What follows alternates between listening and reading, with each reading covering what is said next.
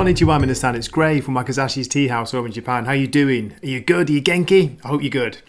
Today I've got a review of Song of Kali by Dan Simmons. Now this came out back in 1985. I only read it recently. I've read Dan Simmons before. I've read his work Hyperion. I think that's probably his most famous work, and that was from back in 1989. Hyperion is basically a kind of sci-fi or fantasy retelling of Chaucer's The Canterbury Tales. It's really good, recommend it if you haven't read that. But onto this, Song of Kali. Now, what it was about this that got me intrigued was the synopsis sounded very good. I like the idea of the setting in Calcutta, which is now called Kolkata. And yeah, I wanted to read some good horror, and I'd heard that Dan Simmons writes, very beautifully, very literary kind of horror, so I wanted to see.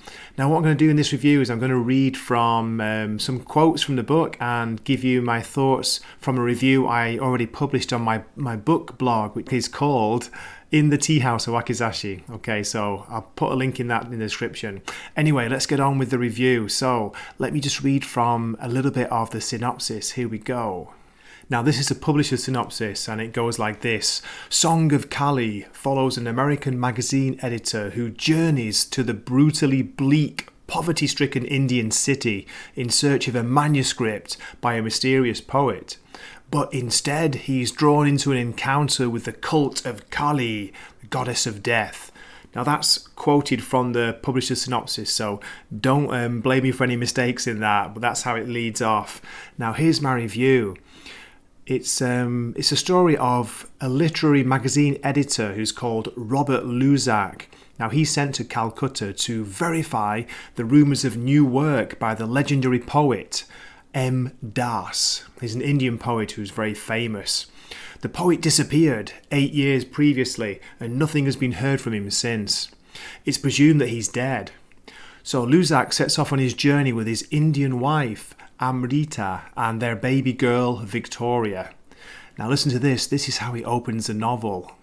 Some places are too evil to be allowed to exist. Some cities are too wicked to be suffered. Calcutta is such a place. That's how the book begins. Now why would the character Luzak, why would he make such a damning statement? What could have happened to him there?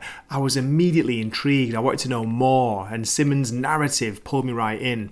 Song of Kali starts off slowly, setting the scene, and it introduces us to main character Robert Luzak. The first thing I noticed was how well written it is. Simmons writes quality prose and he carefully builds the intrigue and tension of the story. His descriptions of Luzak's impressions of the chaotic city of Calcutta are fascinating, sometimes frightening and really depressing. There's no doubt that the author is using a lot of poetic license to help build an atmosphere of unease and increasing dread. I tell you, it's so good, this feeling of dread, this build-up, this tension, which is building through the whole story. He's also writing the story from Robert Luzak's viewpoint, his main character. Nevertheless, I noticed when I was checking some of the reviews that some reviewers, especially more recent and modern reviewers, have complained about Simmons' fictional version of Calcutta and called it discriminatory. This is a whole other debate, but I wonder why there seems to be a propensity for equating an author's views to the main characters. If the main character thinks like this, then that must mean the author does, right? But it's a work of imagination. Like, come on, what are you talking about? What are you thinking? Does every author write themselves in every character they write? I don't think so. Anyway, I'll stop there before I go off on a rant. I found that the characters are very rounded, they're memorable. Robert Luzak is a flawed man. Remember flawed characters? He makes mistakes and this helps him feel believable. The harrowing experiences he undergoes during his time in Calcutta clearly shape his views on the city. Okay, I want to read a little quote from here. Just check this one out. Calcutta was stretched out below, over 250 square miles of city, a galaxy of lights after the absolute blackness of cloud tops and the Bay of Bengal. I had flown into many cities at night, but none like this. Instead of the usual geometries of electric lights, Calcutta at midnight was ablaze with countless lanterns, open fires, and a strange, soft glow. That's from page 17. So, as I already mentioned, the book begins slowly and it takes its time introducing the various characters. When the Luzaks arrive at the airport, they are met by M.T. Krishna, who guides them to their hotel. Krishna is a local teacher and he's a fascinating character in the book and quickly became my favourite. Here's a description of him by the author. His face was relatively young, late 20s perhaps, and clean-shaven, but his black hair stood out in great electric tufts, and his dark, piercing eyes gave an impression of such intensity that it bordered on a sense of restrained violence. Love that quote. What a description. Like most of his secondary characters, you're never quite sure what Krishna's intentions are.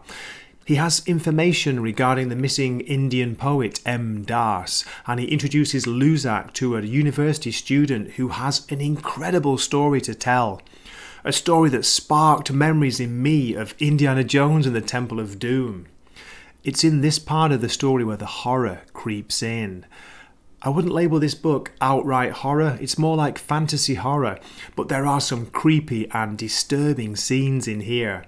Again, it's written so well by Simmons. From here on in, things get stranger and more fantastic.